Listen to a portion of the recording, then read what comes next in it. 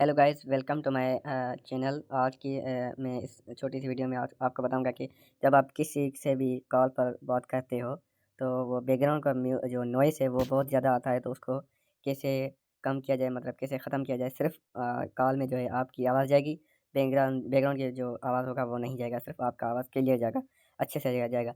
ये मैं सेटिंग बता रहा हूँ Realme 12 के अंदर। ओके, सबसे पहले तो आपने चले जाना है इस फ़ोन अडाप्टर पर आपने जाना है, फिर थ्री लाइन्स पर जाना है यहाँ पर। इस पर गए, अब यहाँ पर आपको सेटिंग यहाँ पर दिख जाएगा। सेटिंग पर आपने जाना है और यहाँ पर एक्सेसिबिलिटी यहाँ पर आप दिख रहे हैं, इस पर आपने क्लिक करना है और जो है ये ऑप्शन आपका ऑफ होगा तो आपने इसको ऑन कर देना है।